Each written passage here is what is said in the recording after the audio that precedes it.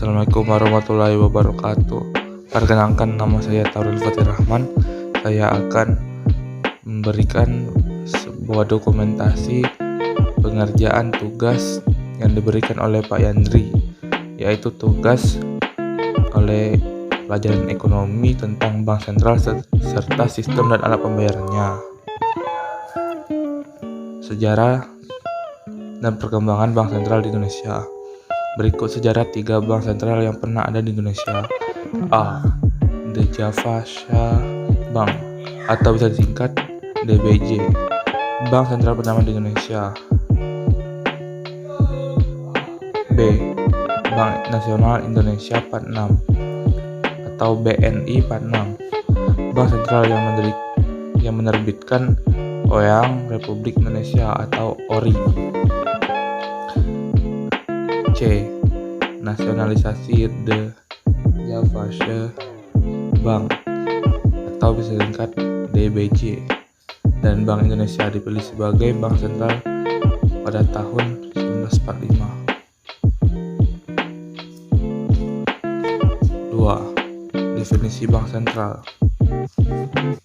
Bank sentral adalah sebuah badan keuangan yang pada umumnya dimiliki oleh pemerintah serta menjamin agar kegiatan badan-badan keuangan tersebut bisa menciptakan tingkat kegiatan ekonomi yang tinggi dan stabil. 3. Wewenang Bank Indonesia sebagai bank sentral. A. Wewenang membuat kebijakan moneter sebagai berikut. 1. Menentukan dan menetapkan tingkat diskonto, cadangan minimum bank umum, serta mengatur pembiayaan atau kredit. 2. Menentukan dan menetapkan target moneter dengan memperhitungkan tingkat inflasi di Indonesia. 3. Mengendalikan moneter dengan tidak terbatas pada operasi pasar terbuka di pasar uang, baik mata uang rupiah maupun valuta asing. B. Kewenangan mengatur sistem pembayaran sebagai berikut. 1. Menentukan dan menetapkan pemakaian instrumen pembayaran. 2. Membuat dan memberikan persetujuan dan izin atas penyelenggaraan suatu sistem dan pembayaran. 3. Melakukan pengawasan terhadap penyelenggara jasa sistem pembayaran. 3. Kewenangan mengatur perbankan sebagai berikut. 1. Membuat dan menetapkan peraturan mengenai tata laksana perbankan di Indonesia. 2. Memberikan sanksi kepada bank yang melanggarkan peraturan yang telah ditetapkan sesuai dengan peraturan perundang-undangan. 3. Dapat memberikan atau mencabut izin terhadap kelembagaan dan aktivitas usaha dari bank tertentu. 4. Melakukan pengawasan terhadap bank baik sebagai sistem perbankan maupun secara individual.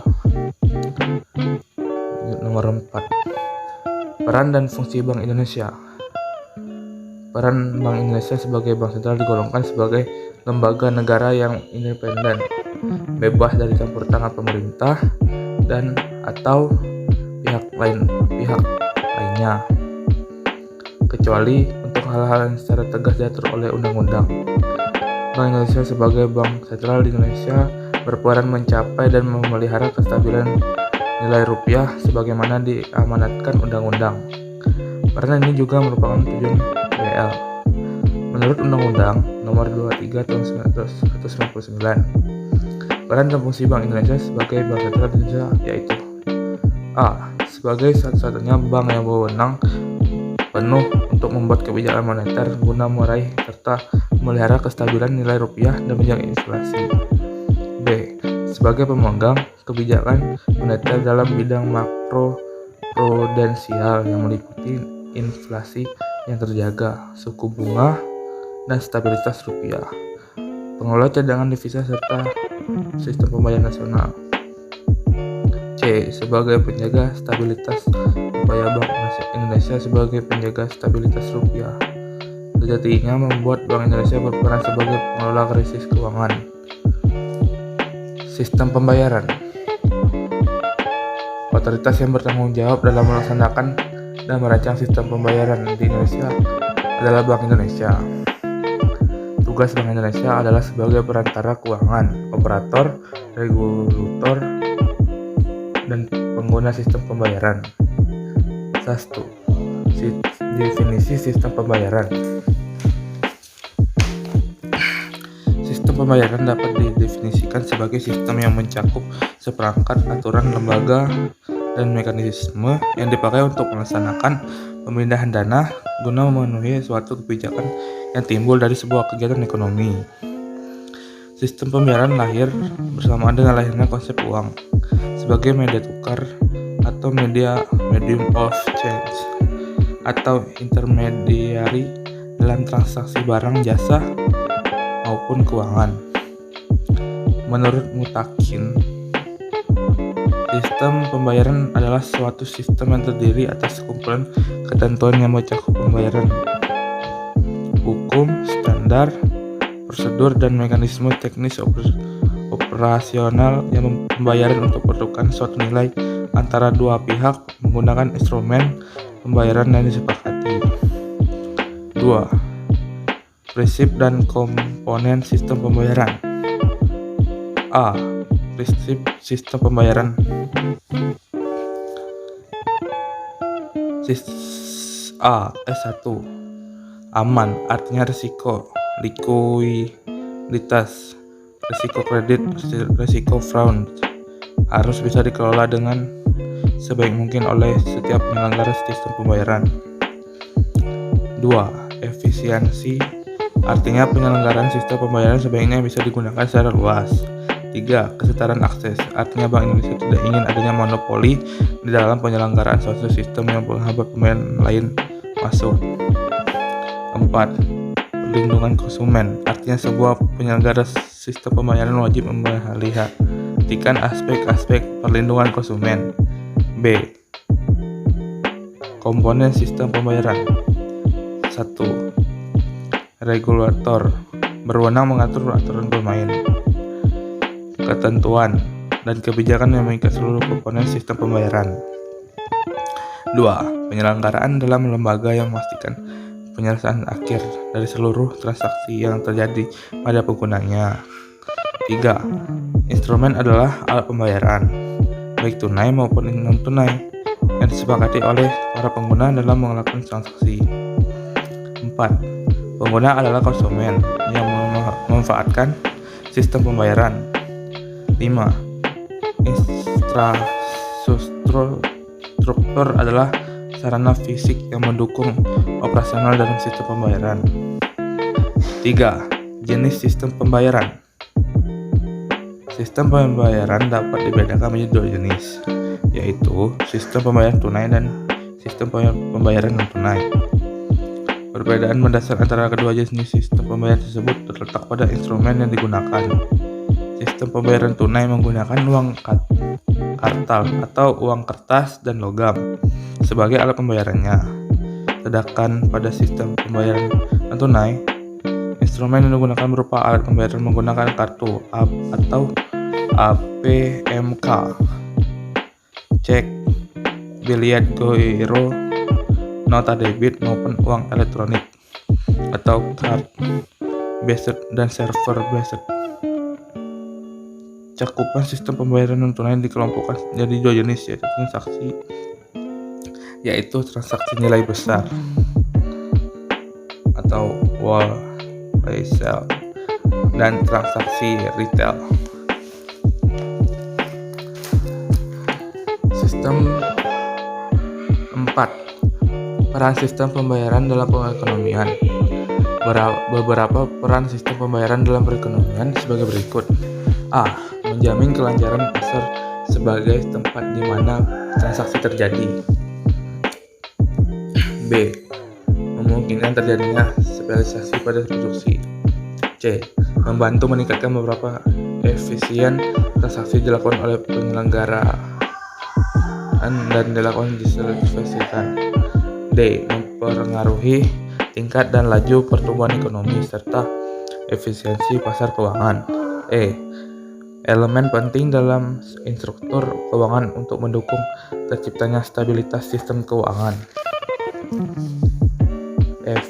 Sebagai channel utama transmisi kebijakan moneter untuk mendukung kebijakan pengendalian moneter yang lebih efektif dan efisien. G. Mendukung efisiensi dan efektivitas fungsi intermediasi lembaga keuangan. H. Mendorong mobilitas aliran dana secara lebih cepat melalui layanan sistem pembayaran yang lebih beragam. 5. Peran Bank Indonesia dalam sistem pembayaran. Peran Bank Indonesia dalam mengatur dan menjaga kelancaran sistem pembayaran dapat dipaparkan sebagai berikut. A. Bank Indonesia memiliki wewenang dan menetapkan penggunaan alat pembayaran. B. Bank Indonesia adalah satu-satunya lembaga yang memiliki wewenang dalam mengeluarkan dan mengedarkan uang. C. Bank Indonesia merupakan satu-satunya lembaga yang memiliki wewenang untuk menarik, mencabut, dan memusnahkan uang. D. Bank Indonesia dapat menetapkan kebijakan terkait pengendali risiko, efisiensi, serta tata kelola sistem pembayaran nasional atau SPN. Alat pembayaran. A. Definisi dan dasar uang. Dalam ilmu ekonomi tradisional, uang didefinisikan sebagai setiap alat tukar yang dapat diterima secara umum. Alat tukar itu dapat berupa benda ataupun yang dapat diterima oleh setiap masyarakat dalam proses penukaran barang atau jasa. Dalam ilmu ekonomi modern, uang didefinisikan sebagai satu yang tersedia dan secara umum diterima sebagai alat pembayaran bagi pembelian barang dan jasa serta kekayaan berharga lainnya, serta untuk pembayaran utang. Agar uang dapat diperlakukan sebagai alat tukar dalam perekonomian, maka uang harus memenuhi beberapa syarat sebagai berikut. A. Storable and probability, artinya uang mudah untuk disimpan dan dibawa. 2. Divisibility, artinya uang dapat dibagi tanpa mengurangi nilainya. 3. Uniformity, artinya terdapat satu kualitas. 4. Scarcity, artinya memiliki jumlah terbatas dan tidak mudah dipalsukan. 5. Acceptability, artinya uang dapat diterima secara umum. 6. Durability, artinya memiliki ketahanan tidak mudah rusak. 7. Stability of value, artinya memiliki nilai yang stabil dan dalam waktu yang lama. 8. Adanya jaminan dari pemerintah terhadap nilai kebahasaan dan uang tersebut. B. Sejarah uang. 1. Barter. Barter adalah kegiatan tukar-menukar barang atau jasa yang terjadi tanpa perantara uang. 2. Uang barang. Uang barang adalah barang yang difungsikan sebagai uang dalam transaksi jual beli. 3. Uang logam. Uang logam atau yang bisa disebut dengan koin yang terbuat dari emas, perak, merupakan logam yang digunakan sebagai alat transaksi ekonomi dan mulai digunakan sejak abad ke-7 sebelum Masehi. C. Fungsi uang. Fungsi uang memiliki fungsi sebagai utama sebagai alat tukar dan satuan hitung dalam pembayaran serta sebagai alat penyimpan nilai. D. Jenis-jenis uang. Uang dapat dibedakan menjadi beberapa jenis sebagai berikut. 1. Berdasarkan nilainya. A. Uang bernilai penuh, full bodied money, artinya uang yang nilai selisihnya sama dengan nominalnya. B. Uang yang tidak bernilai penuh, representative full bodied money, atau uang bertanda token money, artinya uang yang nilai intrinsiknya lebih kecil daripada nilai nominalnya. 2. Berdasarkan wilayah berlakunya. A. Uang domestik, yaitu uang yang hanya berlaku di dalam wilayah satu negara tertentu saja. Contohnya rupiah, ringgit, peso, dan baht. B. Uang regional, yaitu uang yang hanya berlaku di kawasan tertentu seperti euro berlaku bagi negara-negara kawasan Eropa. C. Uang internasional, yaitu uang yang berlaku tidak hanya dalam wilayah suatu negara tertentu saja, tetapi juga berlaku di berbagai wilayah negara di dunia internasional, misalnya uang dolar, yen, dan pound sterling. 3. Berdasarkan bahan material. Uang logam adalah uang yang dibuat dari semacam logam tertentu dengan berat dan kadar tertentu pula. B. Uang kertas merupakan uang fiduciari atau uang kepercayaan, karena semua masyarakat mau menerima uang tersebut sebagai alat pembayaran walaupun nilai intrinsiknya jauh lebih kecil daripada nilai nominalnya. Jadi, dasar uang kertas adalah kepercayaan pada pemerintah atau bank yang menjamin peredaran uang kertas tersebut. 4. Berdasarkan lembaga atau badan pembuatnya. Uang kartal adalah uang yang diberi tanda atau cap oleh pemerintah sehingga berlaku sebagai alat pembayaran yang sah dan dapat diterima umum. Uang kartal dibagi menjadi 2, yaitu uang logam dan uang kertas.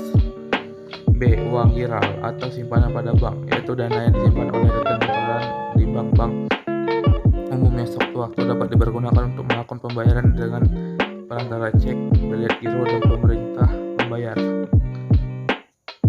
2. Alat pembayaran non-tunai. Alat pembayaran non-tunai adalah seluruh alat pembayaran selain non-tunai atau uang kartal. A. Berbasis kartu dan elektronik. 1. E-money merupakan satu kartu elektronik yang bisa dipakai untuk pembayaran. Namun ada uang atau dana yang sebelumnya harus sudah disetorkan. 2. Kartu debit merupakan suatu pembayaran elektronik dari suatu bank, di mana kartu debit mengacu pada saldo tabungan nasabah pada bank penerbit tertentu. Kartu kredit merupakan salah satu jenis kartu yang dikeluarkan oleh pihak bank atau yang lainnya. Di sini pemiliknya bisa membeli barang maupun jasa dengan utang. B.